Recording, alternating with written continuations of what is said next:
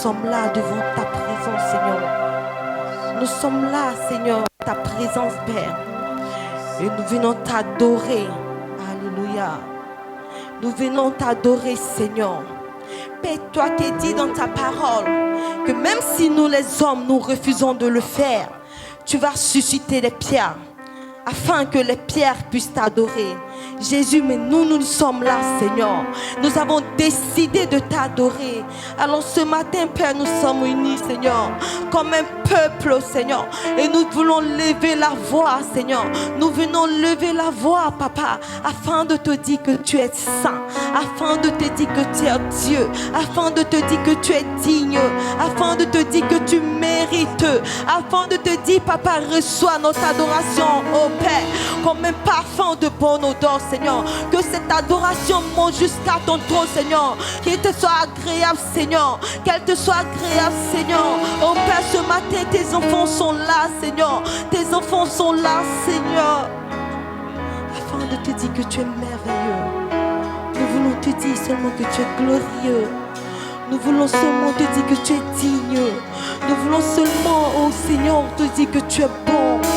Alléluia. Alléluia. Que ton âme ce matin bénisse le Seigneur.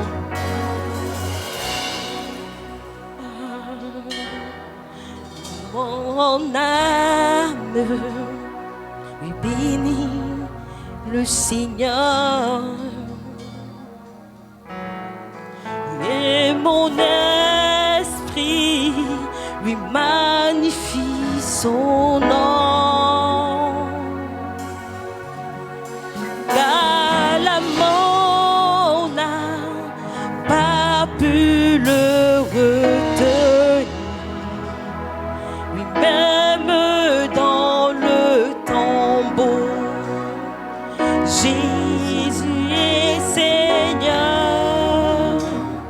Lui-même dans le tombeau, Jésus est Seigneur. Mon âme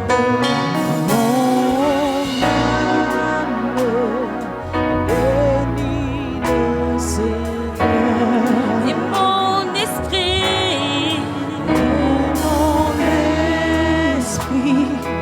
magnifie son nom. Car la mort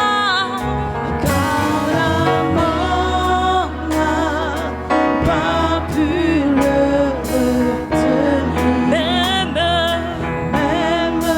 dans le tombeau, il est Seigneur. Jésus est Seigneur. Même dans le tombeau, il est Seigneur. Jésus est Seigneur. Mon âme lui bénit le Seigneur. Et mon esprit lui magnifie son nom. Car la mort n'a pas pu le retenir. Même dans le temps, il est Seigneur. Jésus est Seigneur. Même dans le tombeau, il est Seigneur. Jésus est Seigneur.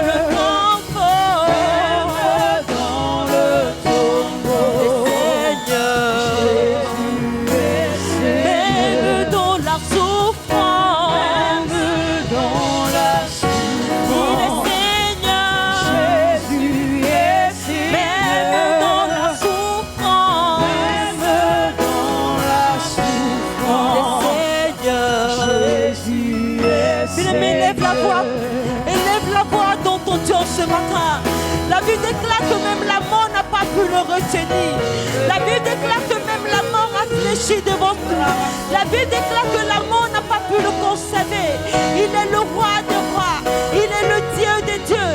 Celui-là qui dit et toute chose fait silence. Celui-là qui parle et la mer se divise. Celui-là qui ordonne aux rochers et les eaux sortent. Alléluia. Adore ton Dieu ce matin. Élève la voix. Bénis-le en ce matin. Proclame le roi de gloire. Proclame le Tout-Puissant. Alléluia. Et même dans le tombeau, Jésus est Seigneur. Même dans le tombeau, Seigneur, Jésus est Seigneur. Même dans le tombeau, Jésus est Seigneur. Oui, même dans le tombeau, Jésus est Seigneur. Oui, même dans le tombeau, Jésus est Seigneur. Oui, même dans le tombeau, Jésus est Seigneur. Proclame-le avec moi. Oui, même dans le tombeau, il est Seigneur. Jésus est Seigneur. Il est Seigneur. Même dans le tombeau, il est Seigneur. Jésus est Seigneur. Même dans le tombeau, même dans le tombeau, Jésus est Seigneur. Même dans le tombeau,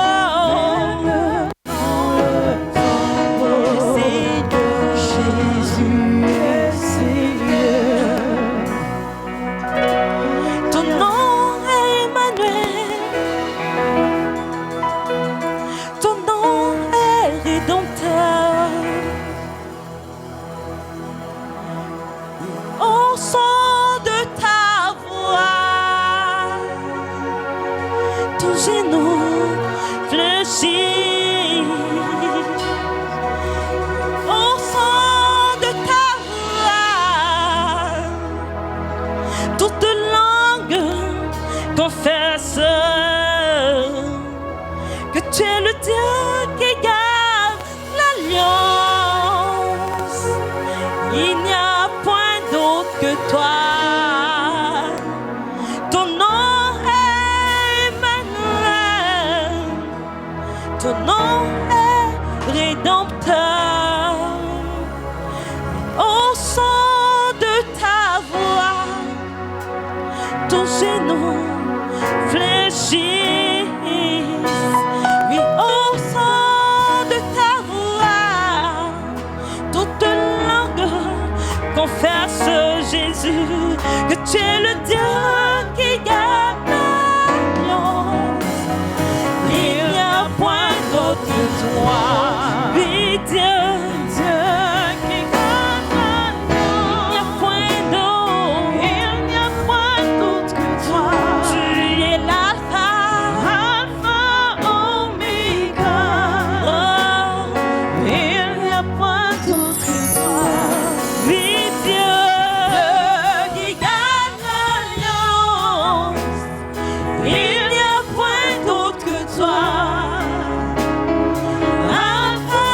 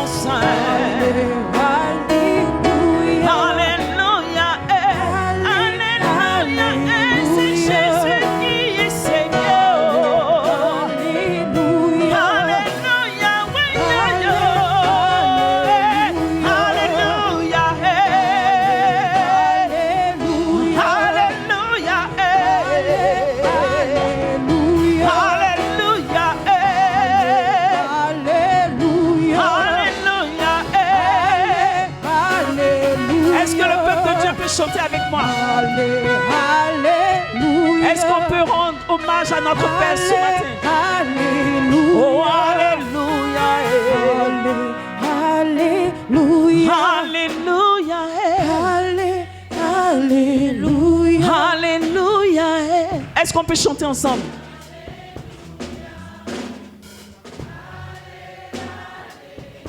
Alléluia. Alléluia. Oh, alléluia. Merci, merci Jésus. Alléluia. Nous te bénissons ce matin, Seigneur. Alléluia. Alléluia. Alléluia. Alléluia. C'est Jésus qui est le roi. Alléluia. Alléluia. Oui, Alléluia.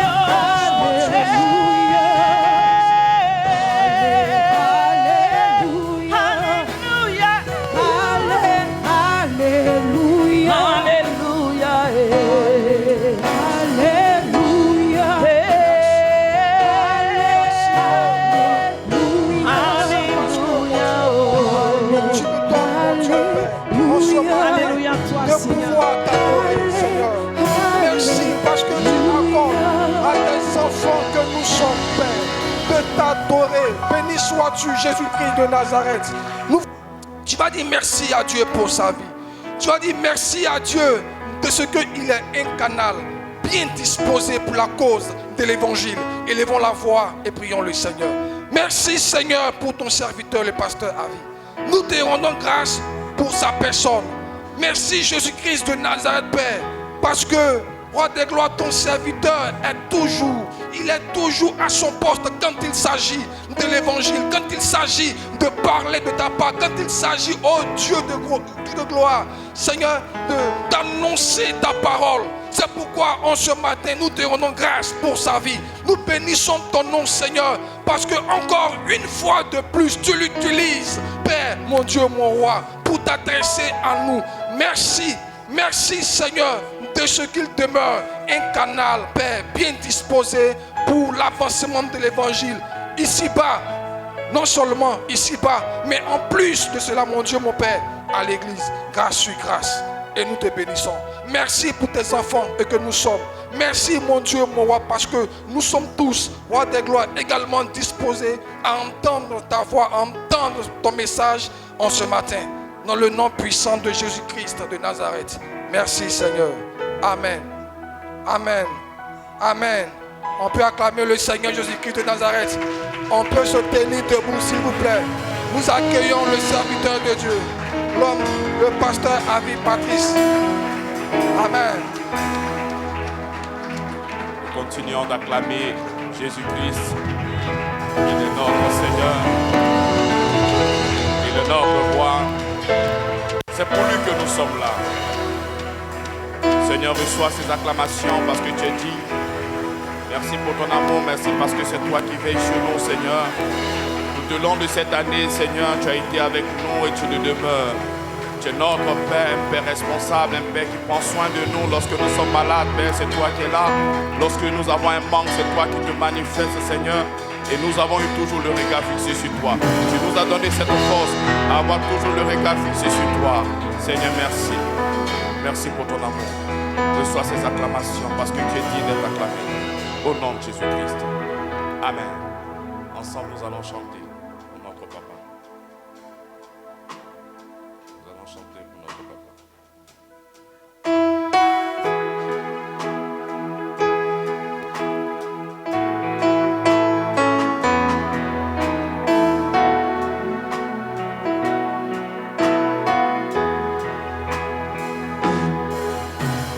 Veux-tu briser du péché le pouvoir? La force est en Christ, la force est en Christ.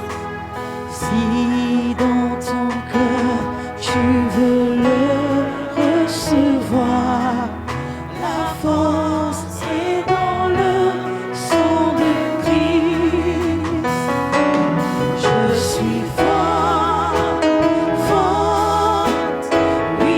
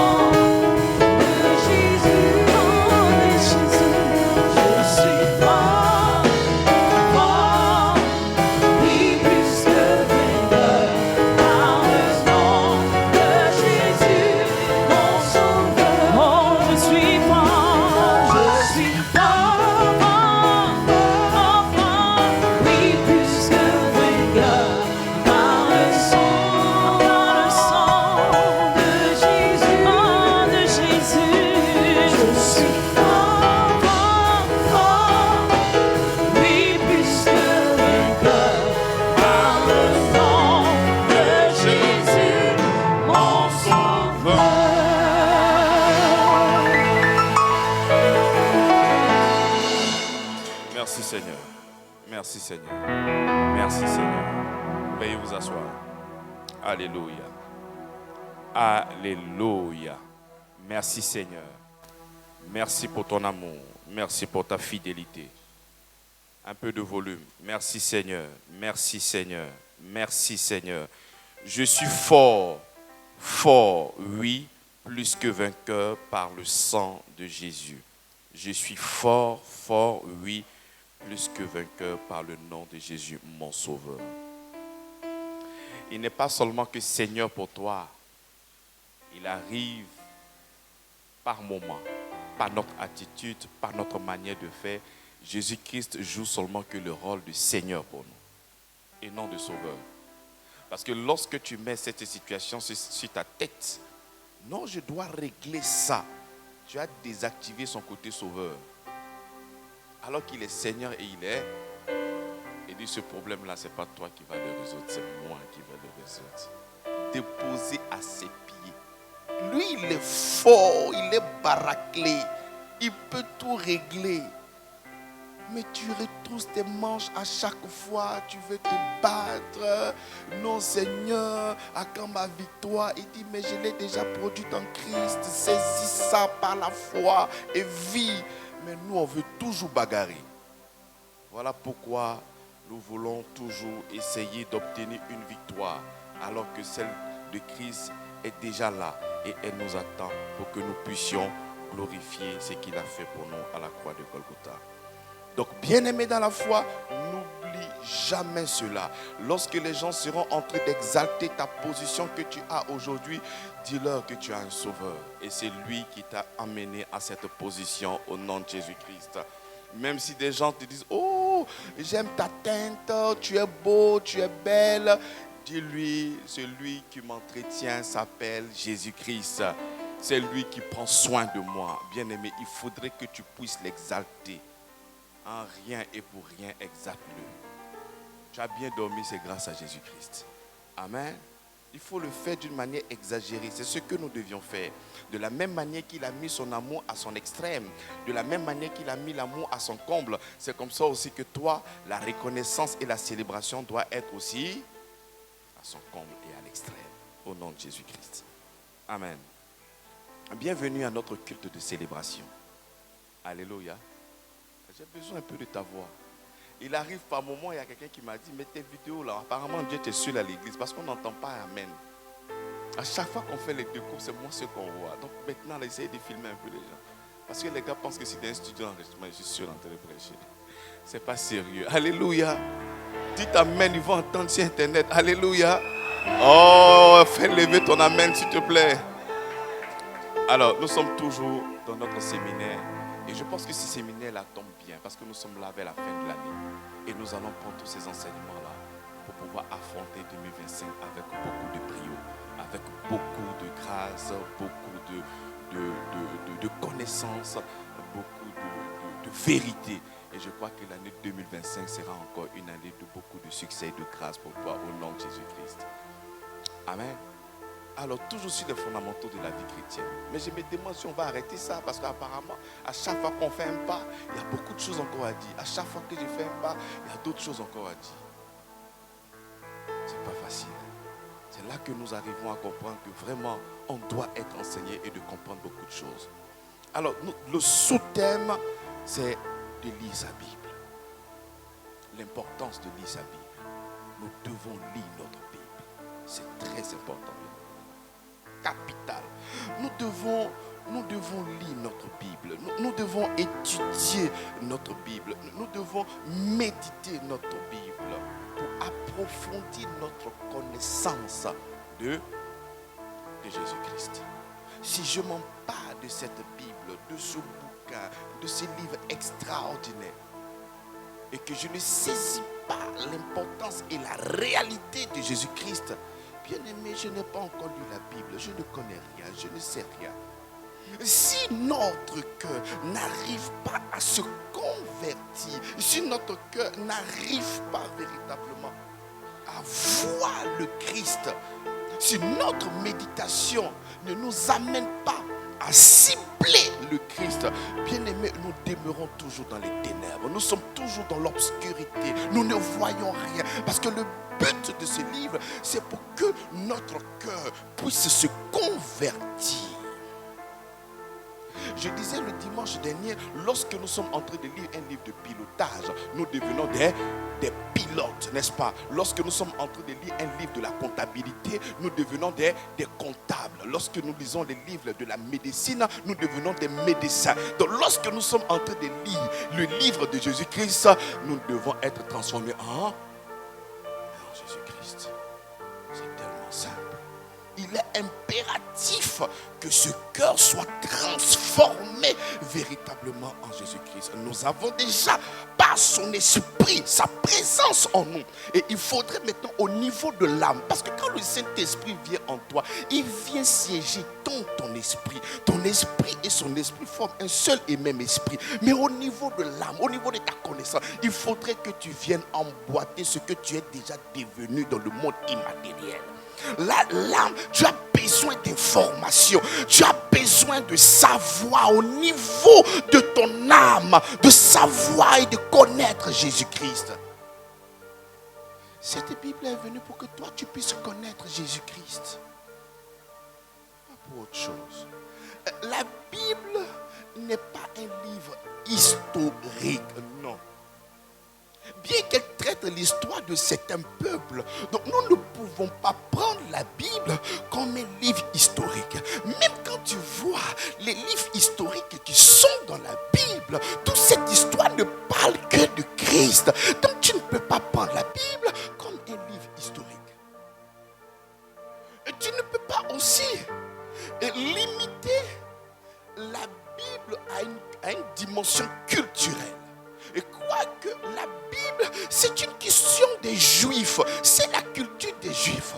Bien vrai que nous arrivons à voir la tradition et les civilisations de certains peuples, mais tu ne peux pas réduire la Bible à une dimension culturelle. Tu ne peux pas aussi prendre cette Bible pour te guider dans le développement personnel. Bien vrai qu'il y a des pensées profondes de certains individus, mais tu ne peux pas prendre ça afin de pouvoir développer ta personne comme certaines personnes qui sont dans la Bible. Non. La Bible a un seul but. C'est de te révéler Jésus-Christ. C'est de te montrer Jésus-Christ. Il n'y a pas un autre objectif. Tu sais, le Seigneur peut donner même une parabole. Et puis toi, tu ne vas pas comprendre l'essence de cette parabole. Toi, tu vas la comprendre de la manière dont toi, tu veux penser. Donc, tu vas perdre l'essence même de la vérité que le Seigneur veut te donner. Donc, lorsque le Seigneur nous donne la Bible, c'est pour que nous arrivions à trouver Jésus-Christ. Pas autre chose. Vous allez trouver des hommes qui sont hautement élevés en spiritualité. Ils vont te demander de venir avec un parfum. Ils vont réciter des psaumes. Là, comme ça, la bénédiction sera avec toi. Ce n'est pas ça le rôle de la Bible. On va réciter des psaumes pour que tu puisses bien dormir. Ce n'est pas ça. Le Seigneur ne nous a pas donné des méthodes. Le Seigneur ne nous a pas donné des stratégies. Le Seigneur ne nous a pas donné ses âmes, ouvre-toi. Le Seigneur nous a donné une personne. Et cette personne, c'est Jésus-Christ. Le fait de parcourir Jésus-Christ, il te transforme en son image de gloire en gloire. Donc le Seigneur ne nous a pas donné des méthodes et des stratégies, des prières puissantes. Non, il nous a donné cette personne. C'est comme ça qu'il a dit, lorsque nous avons le regard fixé sur lui. Donc lorsque tu es en train de méditer, lorsque tu lis, lorsque tu étudies, tes yeux sont rivés sur lui. Et c'est comme ça que tu ne pourras que te transformer en la même image de gloire en gloire. Tu n'auras pas le temps de trouver les meilleures formules de prière afin de pouvoir détruire les autels. Une fois que tu es transformé en la même image, tu es indestructible. Impossible que quelqu'un puisse te vaincre. Tu n'as pas besoin d'avoir les clés afin de faire des prières pour que toi tu puisses avoir l'argent. Parce que la source de ta bénédiction, c'est le Christ. Parce qu'il t'a déjà transformé à son image et à sa ressemblance. Donc on ne peut pas adopter des pratiques, des systèmes pour recevoir quelque chose de la part de Dieu. Le Seigneur t'a donné sa personne. Et lorsque tu touches la personne, tout ce qu'il a est pour toi au nom de Jésus-Christ. Je n'entends pas ton amen. Je n'entends pas ton amen. Donc lorsque nous parlons de la vie chrétienne, nous sommes devenus un avec le Seigneur. Au niveau de l'esprit. Donc nous devons maintenant prendre cette Bible pour que nous puissions connaître les réalités, connaître la vie de Jésus-Christ, décortiquer la parole de Dieu.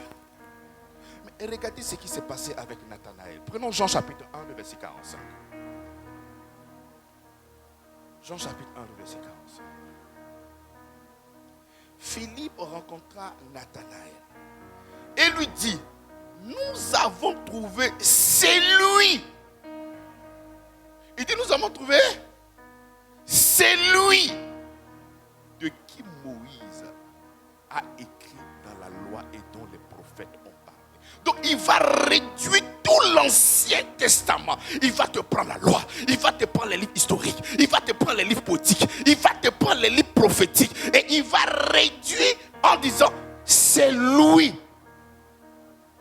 Tous ces livres, ces 27 livres, il va dire, c'est de lui que Moïse et les prophètes parlaient. Mais lorsque toi tu lis la Bible, est-ce que tu arrives à pointer du doigt le Seigneur Jésus-Christ? C'est de lui qu'on parle. Est-ce que tu arrives à le voir? Est-ce que tu arrives à le photographier dans ton esprit? Et lorsque tu lis la Bible, qu'est-ce que tu vois? Cette déclaration de Nathanaël m'impressionne. Et lui dit, nous avons trouvé celui de qui Moïse a écrit dans la loi et dont les prophètes ont parlé. Jésus de Nazareth, fils de Joseph. Donc quand tu vas prendre toute la loi, bien aimé, quand je vais prendre l'histoire peut-être de Joseph, avant même d'arriver peut-être à l'histoire de Joseph, lorsque Adam et Ève ont péché, ils ont fait des vêtements de filles qu'ils ont portés. Le Seigneur vient, c'est vrai que vous avez péché. Mais cette justice-là, ce n'est pas vous qui allez vous occuper de ça. Il prend un animal, il tue. Et il fait des vêtements de peau. C'est de lui qu'on parlait. C'est lui qui était le sacrifice. Ce vêtement que tu portes de la justice, ce vêtement, c'est le Seigneur Jésus-Christ. Tu vas arriver même voir Moïse. Lorsqu'il est né, on voulait le tuer. On voulait tuer tous les mâles. Mais tu vas voir l'histoire aussi de Jésus-Christ. Lorsqu'il est né, ils ont voulu aussi tuer tous les enfants. Donc tu vois que ce n'est pas une question de Moïse, c'est une question de Christ. Quand tu vas voir un gars comme Joseph, qui a été vendu, jeté au trou, il est parti à l'étranger et de là-bas il est devenu premier ministre. Mais on parle de qui? Mais c'est de la vie encore de Jésus-Christ. C'est comme ça que lorsque nous lisons même la loi et les prophètes, nous devons porter nos regards, nous porter nos lunettes de Christ. C'est-à-dire pendant que toi tu es en train de voir un animal qu'on a tué, mais moi j'arrive à détecter que cet animal-là, mais il typifie le Christ. C'est le Christ qui est là. Et c'est comme ça que nous sommes à la découverte de Christ. Et au fur et à mesure que nous sommes en train de découvrir le Christ, bien aimés, nous serons impactés. Et nous allons réaliser tout ce que Jésus-Christ a fait pour nous. C'est là que nous allons grandir dans la foi. C'est là que nous allons réaliser tout ce qu'il a fait. Lorsque tu prends l'Ancien Testament, c'est le Logos. C'est énigmatique. On ne peut pas comprendre. Quand tu prends la Bible, il y a l'Ancien Testament et il y a le Nouveau Testament. L'Ancien Testament, c'est le Logos. Le Nouveau Testament, c'est la révélation de tout ce qui a été écrit dans l'Ancien Testament. Donc, quand nous lisons l'Ancien Testament, il y a comme un voile. Parce que nous n'arrivons pas à croire. Si aujourd'hui, quelqu'un prend l'Ancien Testament pour te prêcher et qui n'arrive pas à te montrer Jésus-Christ, il vient de te manipuler. Si quelqu'un vient t'exhorter, si quelqu'un vient annoncer l'évangile, quel que soit le texte qu'il prendra dans l'Ancien Testament, et que la révélation ne pointe pas Jésus-Christ, tu es en train d'être manipulé. Parce que les épîtres, tous ces apôtres, apôtres qui sont venus écrire, ils se sont inspirés de l'écriture. Mais ce qu'ils ont révélé, c'est le Christ. Mais comment est-ce que toi tu arrives à vouloir décoder des mystères qui sont dans l'Ancien Testament et tu ne ressors pas avec la connaissance de Christ? Voilà pourquoi les gens qui n'annoncent pas l'évangile s'apitoient plus sur l'Ancien Testament. Et quand ils vont aborder les textes de l'Ancien Testament, ce n'est pas pour te montrer Christ. C'est pour te montrer ce que toi tu dois faire pour que Dieu puisse agir dans ta vie. Alors que même quand nous parcourons la loi, même quand nous parcourons tous ces écrits, nous arrivons à comprendre le sacrifice que le Seigneur Jésus-Christ a fait. J'ai entendu un grand pasteur qui disait, mais si le Seigneur lui-même pour te sauver a donné une offrande, mais pourquoi dire toi tu ne veux pas donner une offrande pour être sauvé? C'est parce qu'il n'a pas compris que le sacrifice de l'Ancien Testament visait à te donner cette bénédiction à toi. Parce que Dieu, il a déjà donné le sacrifice. Ce n'est pas pour que nous puissions imiter le sacrifice qu'il a donné, lui, pour que nous puissions avoir la bénédiction. Mais lui, il a donné pour que toi tu sois libre, pour que toi tu sois... Donc lorsque tu vas dans l'Ancien Testament pour inciter ces personnes-là à donner, en fait qu'elles soient bénies, bien-aimé, tu es en train d'être comment? Tu es en train d'être manipulé. Voilà pourquoi il est important pour ta vie chrétienne de lire et de comprendre. Là, comme ça, le jour que tu seras en train de recevoir l'enseignement de quelqu'un d'autre et qui se trouve dans l'Ancien Testament et qui ne te révèle pas le Christ, bien-aimé, ce n'est pas la vérité de l'évangile. Le Seigneur même dit, l'Esprit de Dieu est sur moi, il m'a oint enfin d'annoncer la bonne nouvelle. Donc il va se servir non pas des épîtres, il va se servir non pas des évangiles synoptiques parce que ça n'existait pas. Il va se servir de l'Ancien Testament pour révéler sa venue. Donc lorsque nous abordons même les textes de l'Ancien Testament, c'est pour avoir une seule révélation. Cette révélation, c'est qui? C'est Christ. C'est comme ça que toute la loi et les prophètes n'ont seulement que pointé du doigt Jésus-Christ. Tout ce qui s'est passé là-bas. Même tu vas aller prendre le livre de Cantiques des Cantiques. C'est la révélation de l'amour que Dieu a pour son peuple. Toi, tu as réduit ça en ton foyer. Toi, ma biche, quand c'est devenu problème, maintenant tu es devenu dragon. On parle de Dieu et son épouse qui est l'Église. Donc il n'est pas question de toi, il est question de Jésus-Christ. D'abord. Et c'est comme ça que nous arrivons à être identifiés en Christ. Donc que ce soit l'Ancien Testament, nous arrivons seulement qu'à voir le Seigneur Jésus-Christ. Tout texte qui vient de l'Ancien Testament doit nous révéler la personne de Dieu. Si nous n'arrivons pas à voir Jésus-Christ, ça sera difficile pour nous. On sera considérés comme des personnes vraiment manipulées.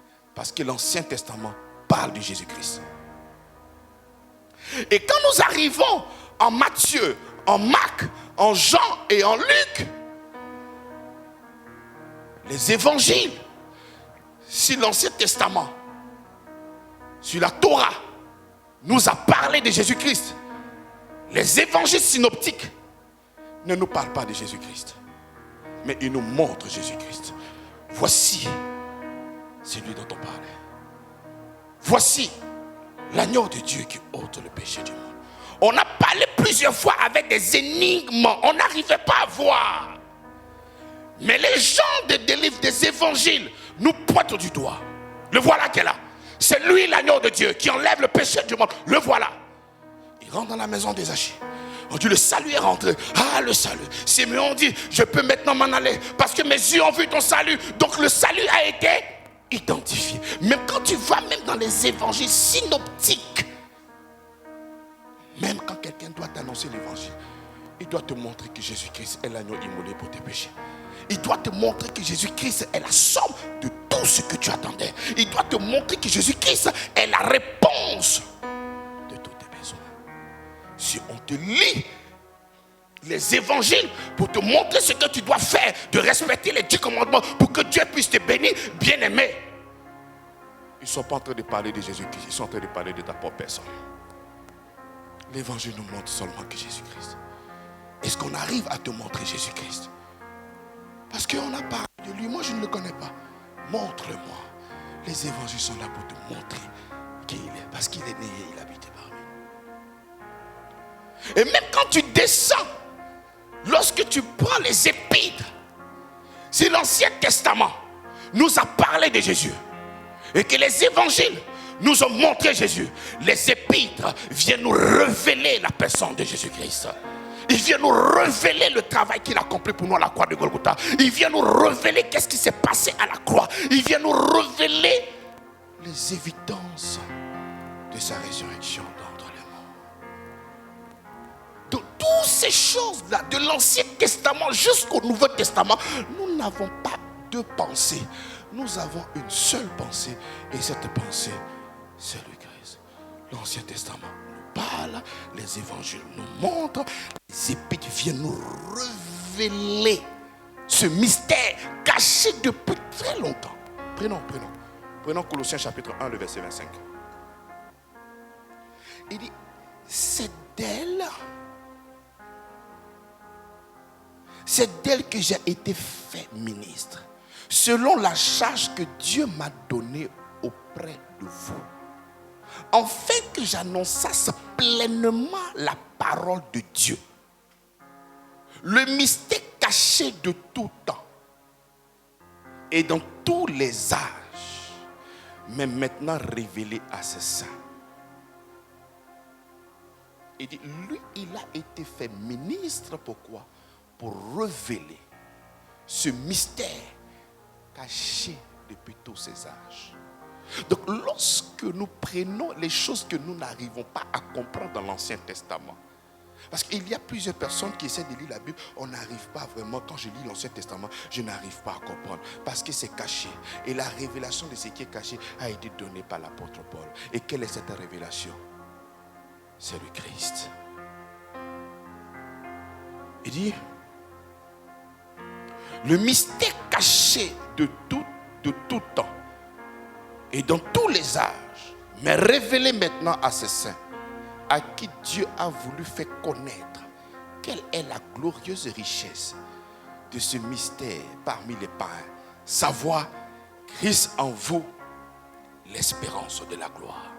Christ en moi, l'espérance de la...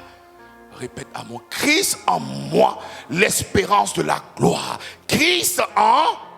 pas ailleurs, mais il est en toi.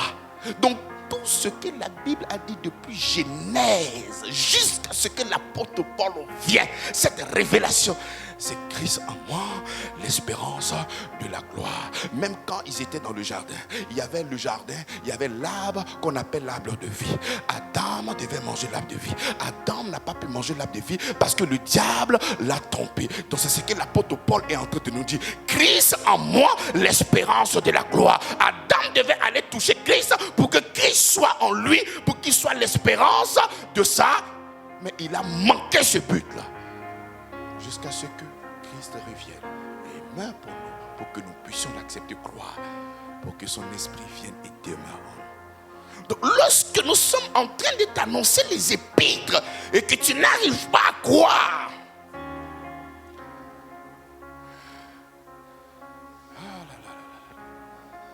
c'est que tu as fait un faux prophète. C'est qu'il ne t'a pas vraiment annoncé le Christ. Ça veut dire qu'il ne t'a pas révélé véritablement le Christ. Parce que le rôle que nous sommes en train de faire aujourd'hui, même si tu es prophète, les prophètes ont parlé de Jésus-Christ. Les prophètes dans les évangiles ont montré Jésus-Christ. Et lorsque nous sommes prophètes dans la nouvelle alliance, nous sommes là pour révéler encore Jésus-Christ, afin que tu puisses croire. Parce que les épîtres viennent conclure tout ce qui a été dit depuis très très longtemps. Donc c'est la révélation et la finalité de tout ce qui a été dit depuis longtemps. Qui est le Christ. Est-ce que lorsque tu ressors d'une prédication, lorsque tu retournes à la maison, est-ce qu'on t'a révélé le Christ? Est-ce qu'on t'a révélé le Christ? Pose la question à ton ami qui est en face de toi. qu'on te révèle le Christ? Est-ce qu'on te révèle le Christ? C'est quand le Christ n'est pas révélé que tu vas te poser des questions. Mais comment tu peux réduire le christianisme à une question: est-ce que je dois voler? Est-ce que je ne dois pas voler? Des gens qui vont aller dans la Bible pour voir est-ce que la Bible a interdit de voler. La Bible n'est pas là pour ça. Parce qu'il y a des gens qui ne sont pas en Christ qui ne volent pas. Il y a des gens qui vont dans la Bible pour voir est-ce qu'il est interdit de mal parler aux gens. Il y a des gens qui ne sont pas en Christ, mais qui ne parlent pas mal aux gens. Il y a des gens qui vont se poser la question: est-ce qu'il est important de pouvoir manifester la générosité? Il y a des gens qui ne sont pas en Christ, mais qui manifestent la générosité. Donc il ne faudrait pas, lorsque tu ne comprends pas, lorsque tu n'as pas l'essence, lorsque tu n'as pas la réalité qui est Jésus-Christ, c'est comme ça que tu vas te poser ce genre de questions. Est-ce qu'un chrétien peut perdre le salut? Je vais aller fouiller dans la Bible pour voir si un chrétien peut perdre le salut. C'est-à-dire qu'il y a des questionnements, lorsque tu les poses, tu comprends qu'en réalité tu n'as pas encore rencontré la personne de Jésus-Christ. Donc tu es là, tu poses des questions et tu penses que la Bible pour toi c'est un dictionnaire où toi tu vas avoir des réponses. La réponse de toutes tes questions c'est Christ. Et si tu n'as pas le Christ, c'est comme ça que tu vas papillonner. Tu ne vas pas comprendre. Tu ne seras pas équilibré. En fait c'est comme si toi tu n'es pas de ce royaume. Tu es un voyageur et tu es sur cette terre-là. Et toi ta civilisation, toi, tes traditions, toi, ton mode de vie n'émane pas de cette terre, mais émane de Christ. Donc, tu dois aussi aller t'informer et connaître la vie de Christ. Et connaître de qui on parle dans la Bible. Savoir qui est Jésus-Christ. Et c'est comme ça qu'au fur et à mesure que tu seras en train de lire la Bible, ce ne sont pas des choses qu'on va te dicter. La Bible est esprit et vie. Lorsque tu es connecté à cette parole-là, c'est la vie qui se connecte à toi. C'est l'esprit qui se connecte à toi. Donc tu ne pourras que vivre. Ce n'est pas une liste de choses à faire ou à ne pas faire. La vie chrétienne, c'est la vie. La vie chrétienne, ce n'est pas des pratiques. La vie chrétienne, ce n'est pas des choses faites. La vie chrétienne, c'est la croyance. Et de laisser vivre le Seigneur. Mais tout ce qui a été écrit depuis la Genèse jusqu'en Apocalypse, mais c'est pourquoi. Prenons 1 Jean chapitre 5, le verset 13. J'ai dit que les apôtres sont là pour nous révéler, pour que nous puissions véritablement croire. 1 Jean 5, verset 13.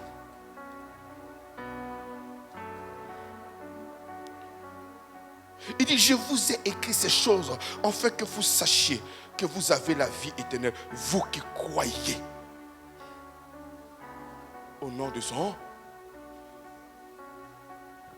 Ils m'ont parlé de Jésus. J'ai vu Jésus. On te demande maintenant de croire en lui. Parce que c'est en lui qu'il y a la vie éternelle. Toute cette Bible ne parlait que de lui. Tous ces récits que tu as vus ne parlaient de lui. Tout ce développement ne parlait de lui. Même lorsque nous regardons les histoires de la Bible, mais ça ne parlait de lui. Donc toutes ces choses-là sont venues pour que toi, tu puisses véritablement croire en lui. Et toi, tu as la Bible. Mais qui va te convaincre? Qui va te convaincre?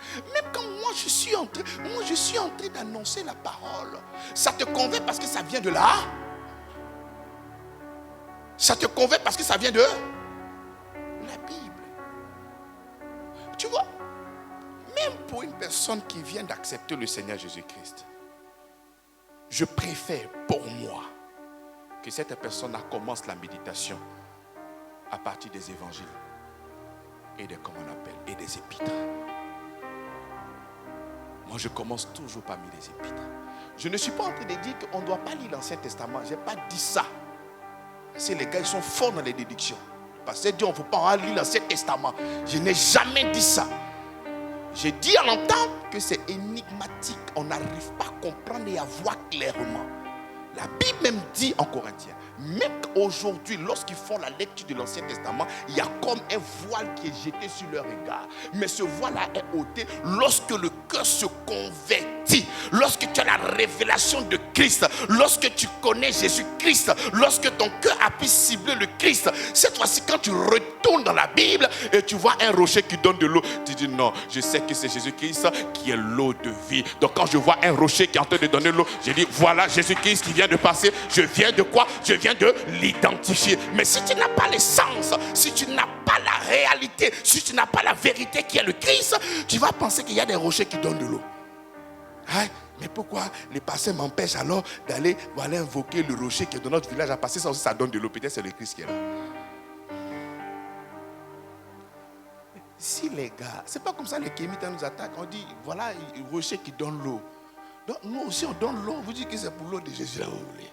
Mais c'est parce que tu n'as pas la révélation. Si tu n'as pas la révélation, c'est comme ça que tu seras comment? Manipulé. Donc moi, je vais commencer à lire la révélation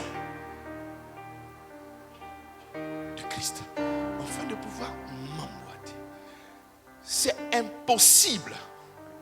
Mais il faudrait que tu sois doté de pouvoir afin de manipuler quelqu'un à partir des épîtres.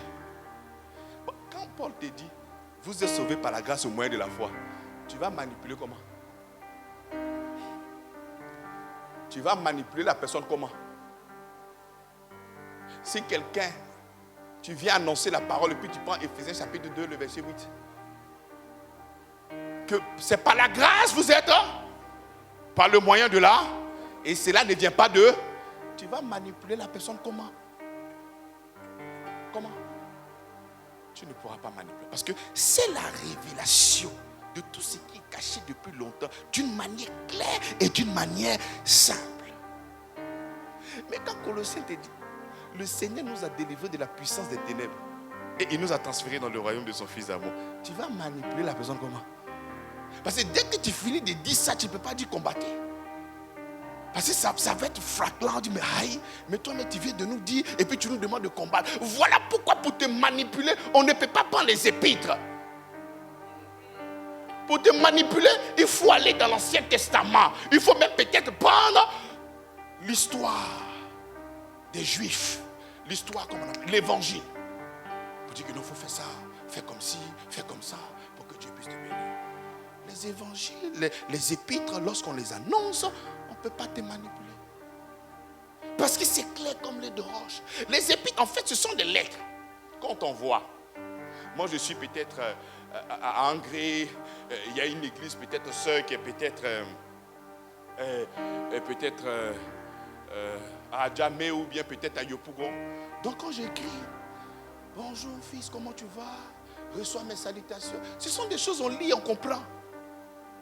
Donc c'est difficile de venir manipuler quelqu'un à partir des épîtres. Parce que c'est clair comme l'eau de roche. Dieu nous a sauvés, non pas en fonction des œuvres que nous avions faites, mais à cause de sa grande miséricorde. Si tu finis de lire ce verset-là, tu manipules la personne comment? Comment tu manipules la personne?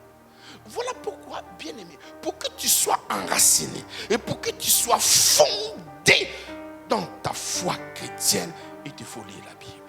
Parce que la Bible, lorsque tu vas la connaître, lorsque tu vas la lire, lorsque tu vas la méditer, c'est vérité, l'assurance sur la plateforme de ton cœur. Et tu es serein. Et tu vas voir qu'il y a un bouclier magique. Actuellement, vous avez des boucliers magiques, vous ne le savez pas. Mais vous allez vous en rendre compte lorsque vous serez en train d'écouter notre pasteur. Dès que vous allez dire quelque chose, champion, il faut taper l'œil. Ce que tu viens de dire là, c'est pas vrai. Moi, il dit à l'original. Je viens de comprendre que c'est pas là. Alors que moi, autrefois, j'avais plusieurs leaders spirituels que je suivais sur Internet. Il y avait près de 15 pasteurs. Un jour, je vais vous envoyer mon cahier. Chaque pasteur a son nom. Chaque pasteur a son nom. Chaque pasteur a son nom. Donc, je suis là, je dis Amen, Amen, Amen. Mais quand le Seigneur m'a fait voir sa gloire, quand je retourne dans le bouquet, ici, les pieds hérisseux, j'ai dit, mais c'est quoi ça? Autre moi, qui était pour moi une révélation dangereuse. Mais je regarde que c'est de la plaisanterie dangereuse. Aujourd'hui, lorsque tu es assis et que tu écoutes certaines personnes, au lieu d'être édifié, ces bics rouges que tu prends, ce n'est pas de l'orgueil, mais c'est la vérité et la pertinence de l'évangile et de la vérité de ton héritage qui est enfoui en toi. Et lorsque tu connais l'héritage, lorsque tu connais le Christ qui est fondé, enraciné en toi, personne ne pourra venir te. Voilà pourquoi, lorsque nous serons en train de méditer la Bible, on ne pourra pas être entraîné par des doctrines étrangères. On sera fondé. C'est comme ça que quand quelqu'un vient te dire, voilà, tu as dit, mais pourquoi tu ne dis pas Amen? Non, écoute, tu sais, on va faire un parti. Mais pourquoi? Mais l'homme de Dieu est puissant, c'est vrai. Je n'ai pas dit qu'il n'est pas puissant. Mais on n'a qu'à pas dire. Parce que tu sais que ce qui vient n'apporte pas la vie. Ce qui vient n'apporte pas la paix. Alors que 1 Corinthiens nous dit quoi? Il dit portez à votre pied l'évangile de. Donc la parole que tu dois recevoir, qui vient du Seigneur, qui vient de la bonne nouvelle, qui vient de l'évangile, doit créer l'atmosphère de paix. C'est comme ça que la majorité des gens qui vous voient sur Internet, mais vraiment le peuple de grâce sur grâce, le visage est rayonnant. Mais c'est parce que vous entendez l'évangile de paix. Mais tu t'imagines, je prends une prédication. Tu vas au marché, tu voles l'argent de ton mari. Tu es là. Tu as dit, une prédication c'est difficile. Tu es là, tu sens que tu es concerné. Quand tu es parti, tu as géré au moins 5 000, tu as mis de côté. Tu voles l'argent de ton mari, tu n'iras pas au paradis, frère. Tu es là, tu es triste. On dit soit tu es frappé d'un couloir. C'est compliqué. Et beaucoup de choses. Tu seras jugé. Parce que là, ce que tu es en train de faire, c'est l'enfer direct. Non, le pasteur, il prêche la sanctification, c'est la vérité.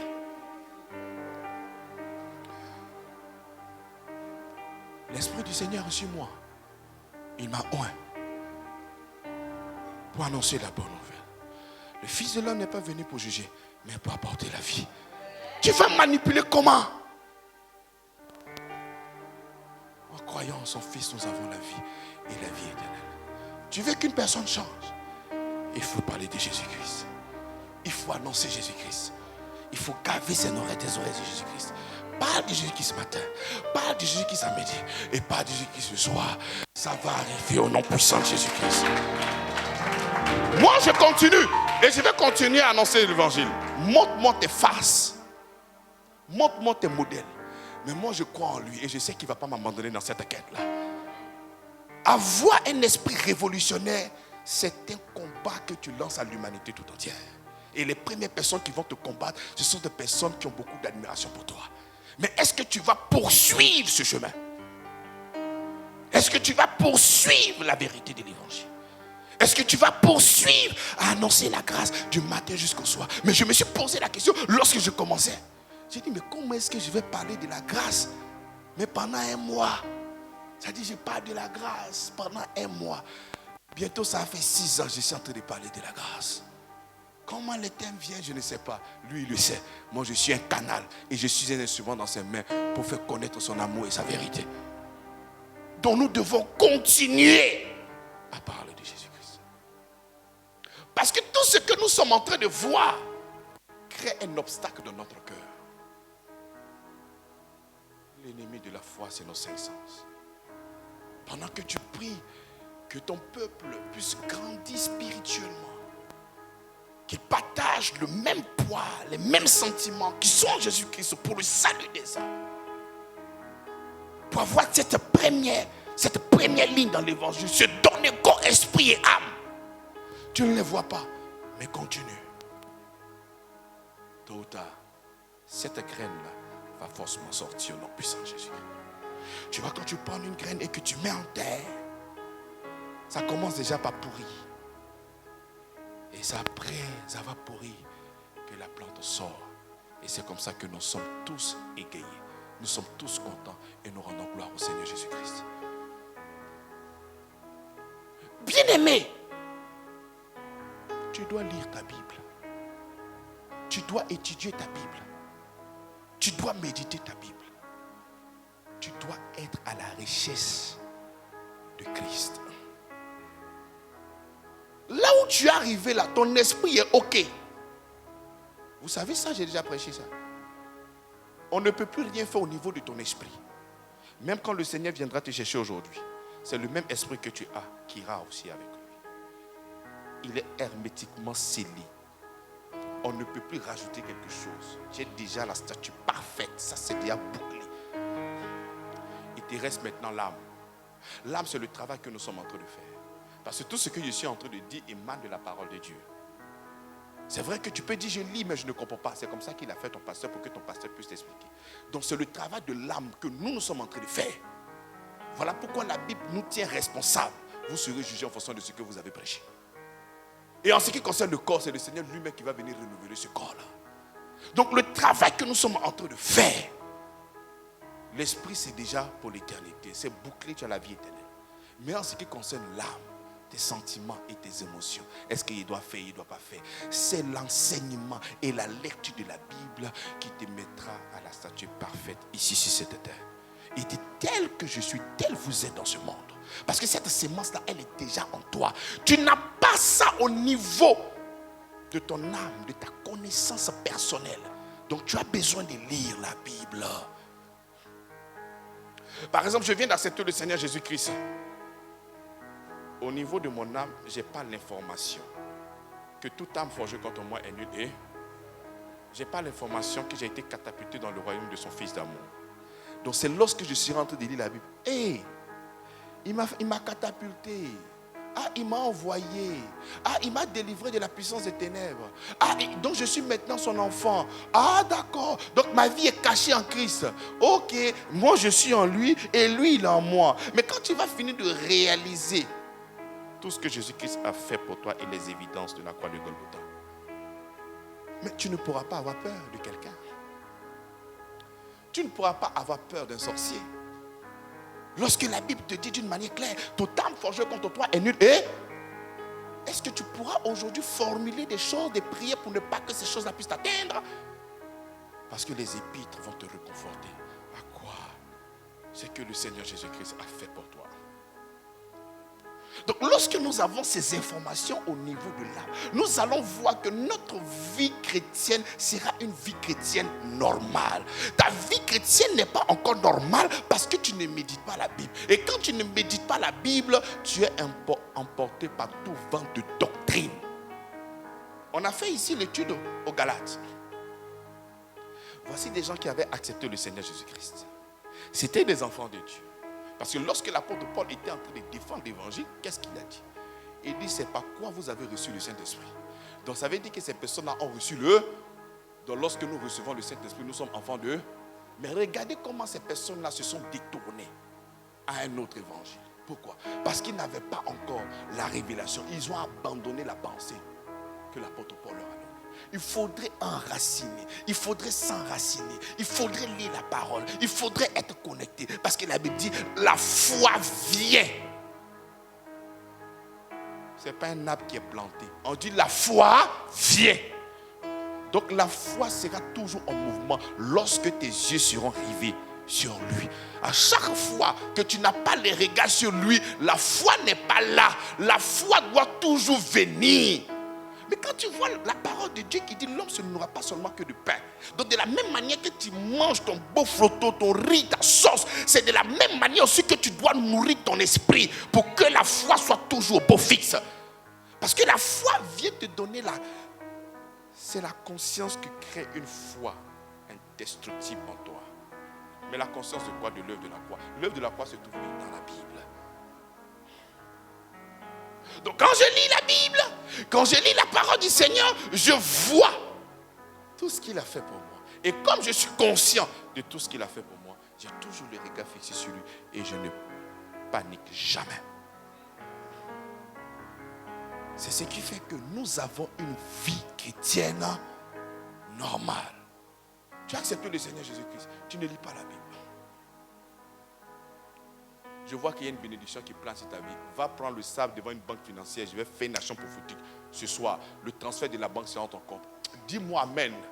Vous n'arrivez pas à avoir des miracles parce que vous doutez. Quand l'homme de Dieu te parle, tu dois saisir la parole. Saisis la parole. Vas-y, prends le sable et on va faire une action prophétique.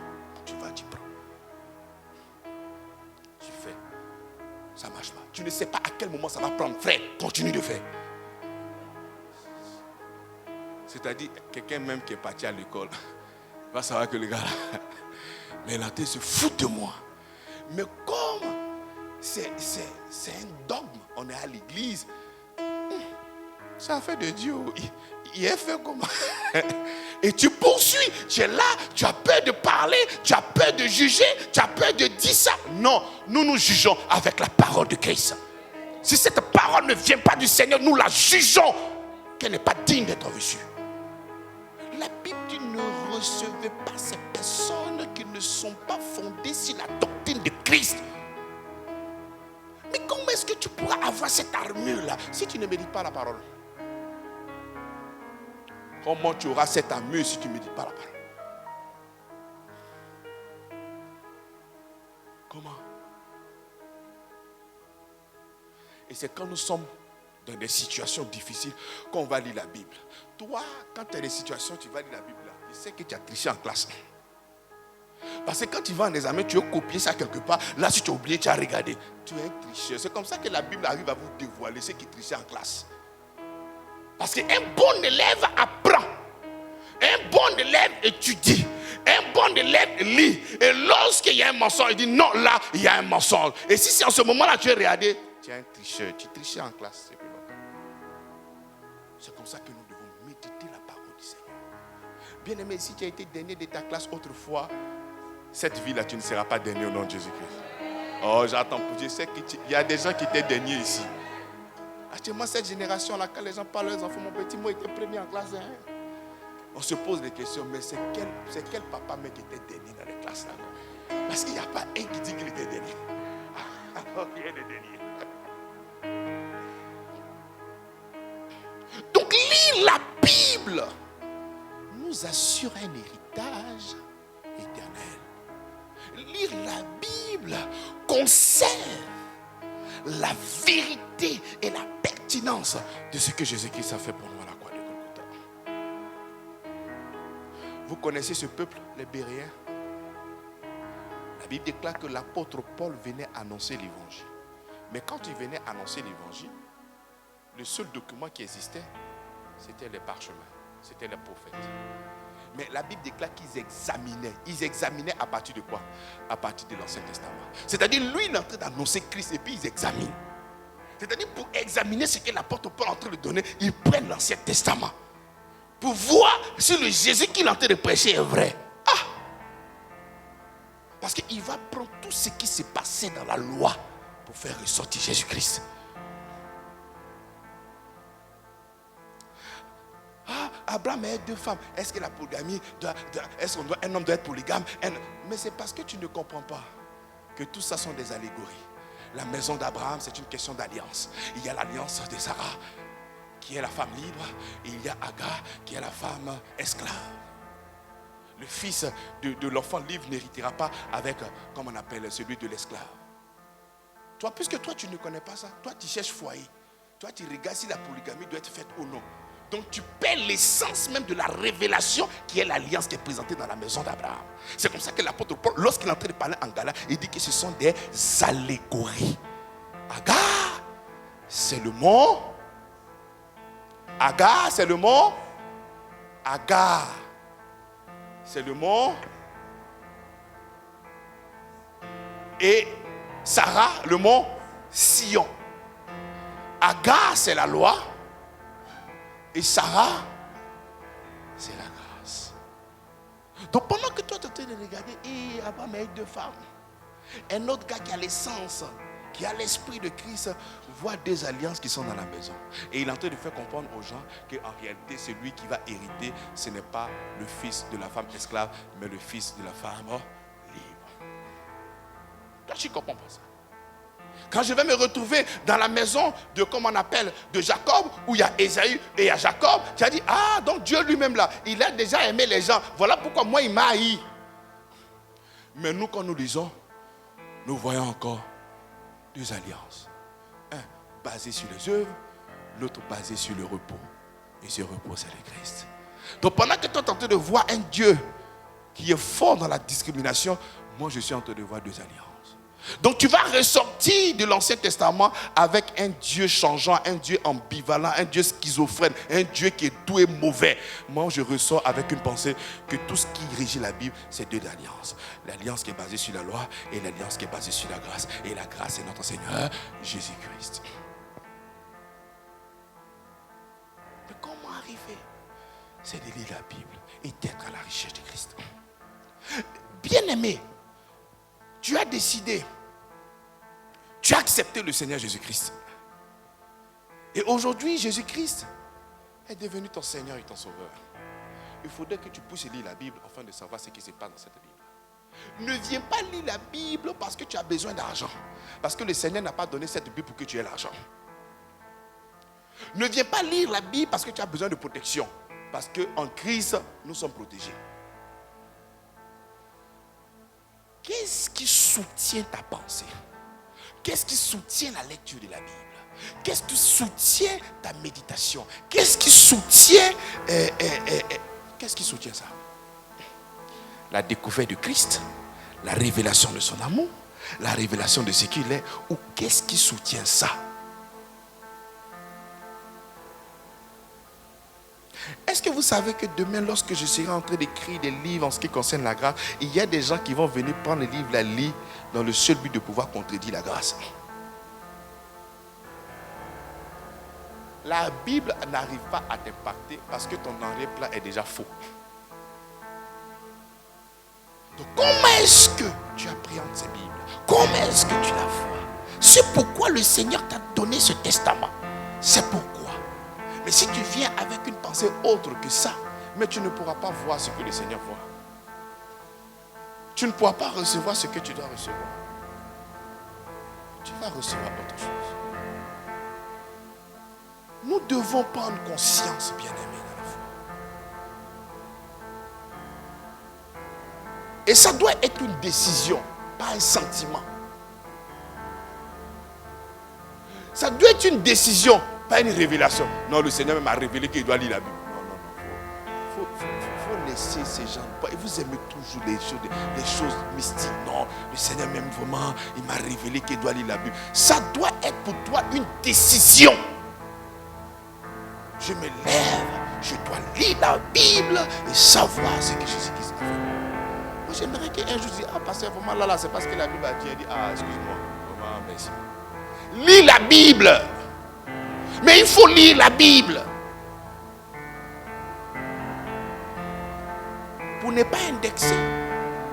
Nous voyons souvent des endroits, lorsque l'évangile est rentré ici en Afrique, c'est la parole qui est à eux. C'est la parole pour le peuple et la Bible pour eux. La Bible ne doit pas être cachée. Elle doit être lue. Il faut lire ta Bible. Il faut la lire. Il faut ouvrir ta Bible et il faut la lire. Et si tu ne comprends pas, réfère-toi à la communauté là où tu es. Pour que cette personne-là. Tu sais, même si tu lis la Bible et que tu as en face de toi un faussaire, ça sera difficile même de pouvoir te trafiquer. Parce que si tu viens dire, pasteur, la Bible dit vous êtes sauvés par la grâce au moyen de la foi, j'arrive pas à comprendre, il faut m'expliquer ça. Comment est-ce qu'il va s'échapper? Comment est-ce qu'il va te donner une autre pensée? Par exemple, Mariam joue à la balle. Tu dis, pardon, il faut m'expliquer, je ne comprends pas. Tu dis, non, ça veut dire que Mariam joue au tennis et au basketball. Est-ce que tu as accepté? Hein? Tu ne peux pas accepter. Tu as dit, ah, c'est vrai qu'il n'y a pas la révélation. Hein. Mais ce qu'il vient de lire, là, on dit, Mariam joue à la balle. C'est la balle qui est là. Est-ce qu'il y a basket? Donc quand tu vas venir lire la Bible et que tu vas voir des choses assez simples, pasteur, pardon, explique-moi. La Bible dit, rendez grâce au Seigneur qui nous a délivrés. Ça veut dire quoi, pasteur? Non, il dit qu'il va te délivrer. Il dit qu'il nous a délivrés. Ça veut dire quoi? Ouais, c'est bon, il t'a déjà délivré. Va ton offrande, c'est bon. C'est simple. Il rendait grâce. Pasteur, tu m'as demandé de venir, on va briser les liens. Il n'y a pas de problème. Mais quand j'étais en train de lire la Bible, tu fais un peu comme un enfant. Quand j'étais en train de lire la Bible, là, j'ai vu que la Bible dit de lui rendre grâce. Parce qu'il m'a déjà délivré. Ça veut dire quoi? Tu sais, il y a des révélations. Ça veut dire quoi, papa? Je veux comprendre. Il va tourner, il va dire, il faut partir. Ça, c'est les enfants rebelles. Le mystère attaqué. Chassez-les. Lisons la Bible.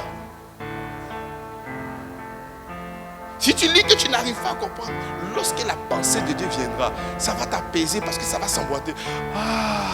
Et tu vas voir cette paix profonde qui va se manifester en toi. Amen. Je comprends mieux.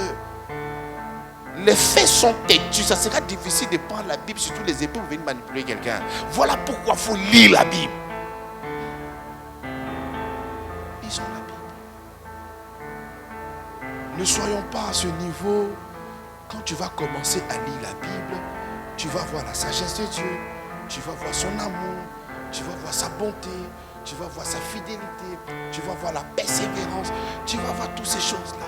Donc tu ne pourras pas te poser ce genre de questions. Est-ce que moi je dois persévérer? Mais toute l'histoire de la Bible nous montre comment est-ce que le Seigneur a persévéré pour nous sauver. Tu ne pourras pas te poser cette question. Non, est-ce que je dois manifester l'amour? Mais tu vas voir le caractère et l'amour de Dieu dans les épîtres et dans tous les livres. Tu vas voir combien de fois Dieu t'a aimé. Donc tu ne pourras pas venir te poser la question, est-ce que je dois aimer? Est-ce que je dois faire ci? Est-ce que je dois faire ça? Non, c'est pas vrai. Bien aimé. Je prends l'engagement de lire la Bible. On va se lever pour prier. Je prends l'engagement de lire ta Bible.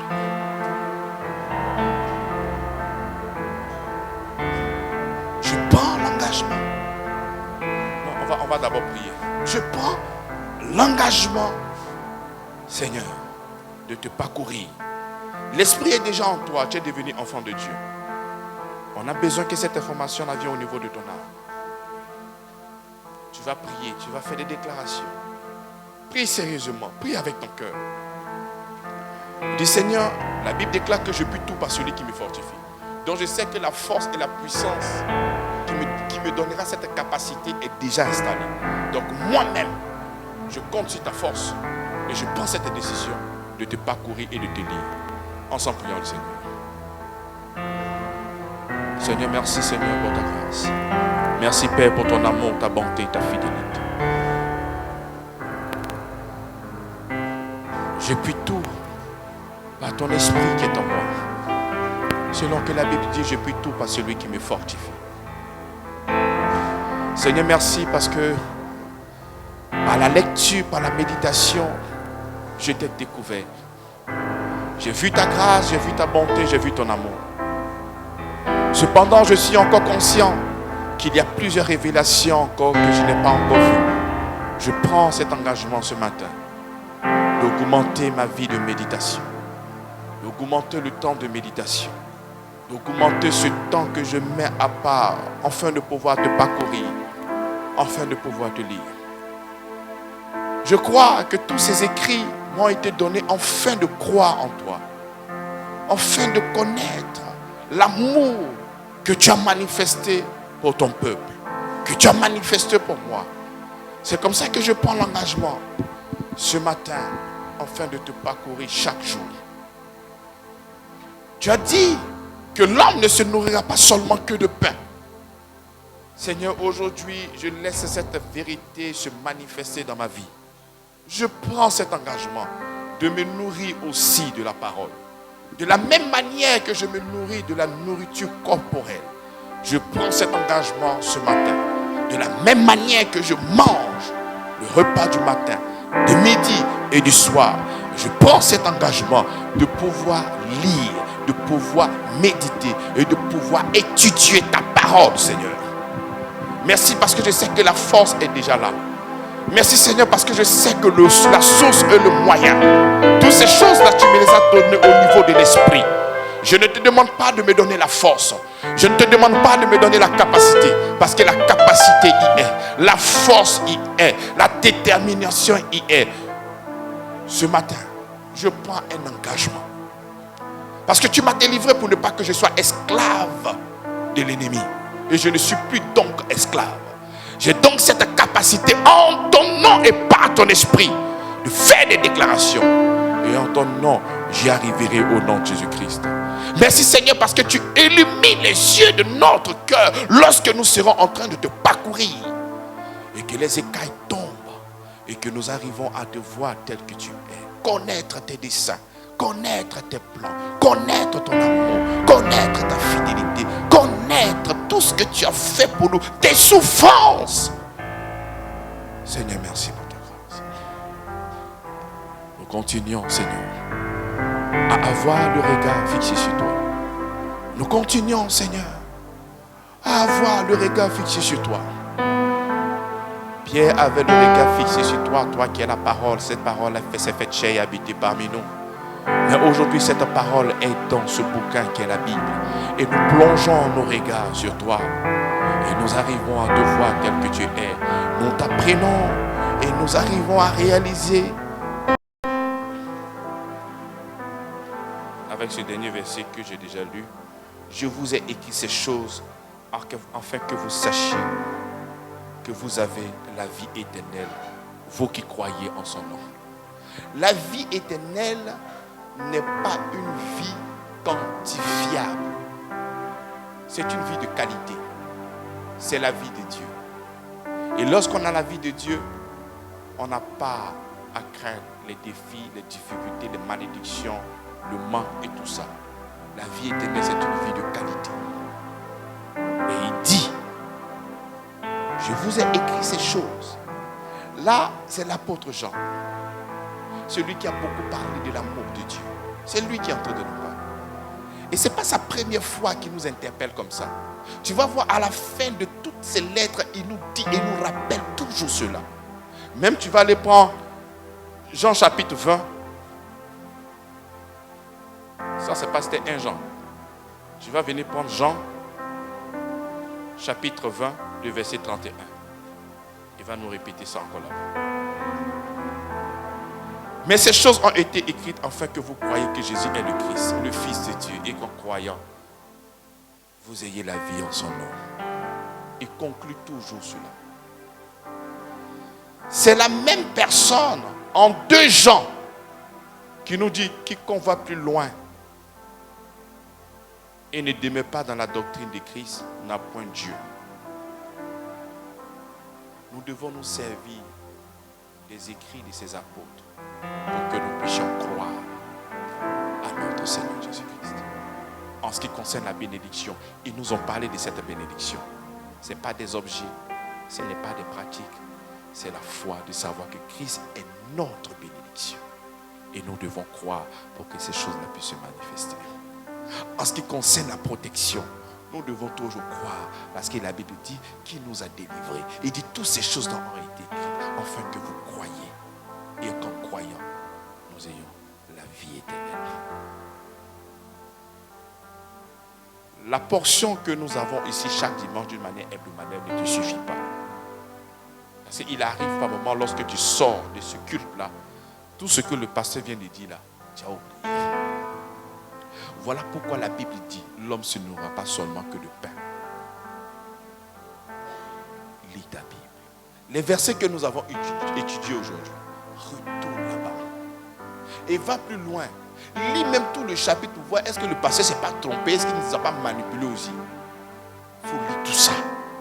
Et si tu ne comprends pas quelque chose, tu viendras avec nous, vers moi. Et je vais encore t'expliquer. Mais lisons la Bible. La Bible dit désirez le lait comme des petits enfants. Même quand il parle du lait, il parle de la Bible. Quand il parle de la nourriture solide, il parle toujours de la Bible. Nous devons lire pour que nous puissions être fondés et enracinés. Au nom puissant de Jésus-Christ. Groupe musical, pour venir maintenant. On va prier.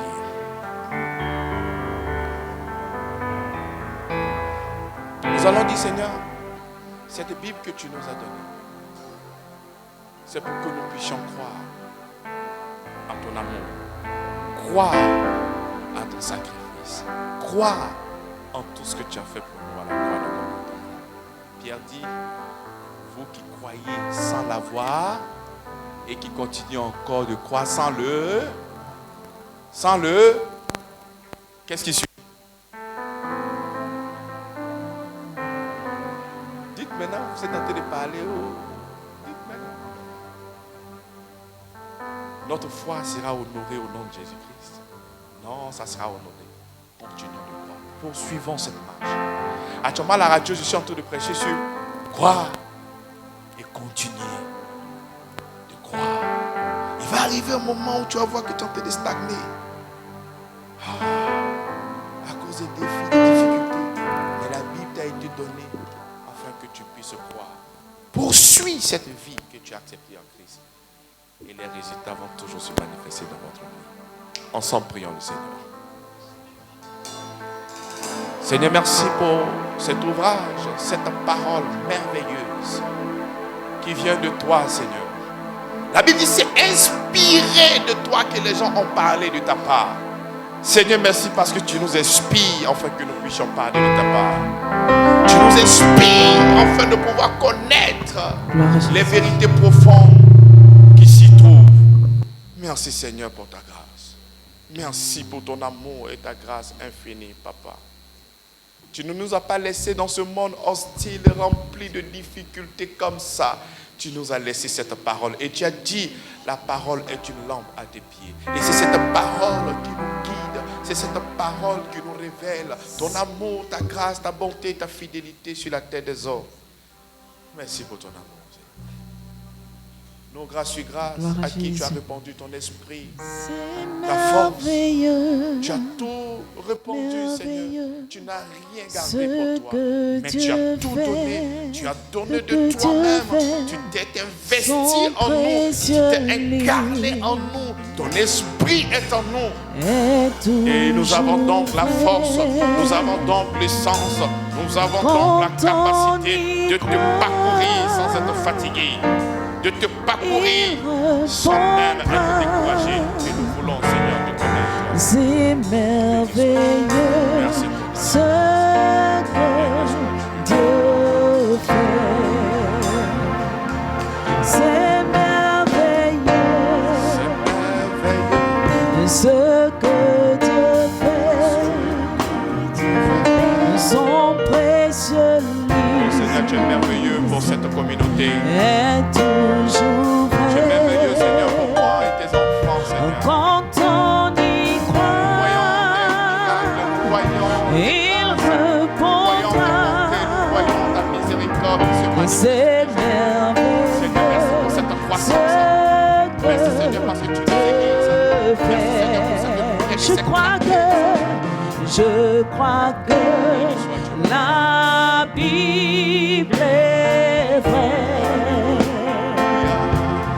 Je crois que la Bible est vraie. Elle est la parole du Seigneur. Je la serre dans mon cœur. Je crois que la Bible Lève-toi et célèbre ton Père. est vraie. Lève-toi et rends-lui toute ta gloire. Je crois que Vas-y, la exprime-toi. Ouvre ta bouche. Bible est vraie. Elle est la parole, elle est la parole du Seigneur. Je la serre dans mon cœur. C'est merveilleux ce que Dieu fait, son précieux livre sur lui est toujours vrai. Quand on y croit, il répondra.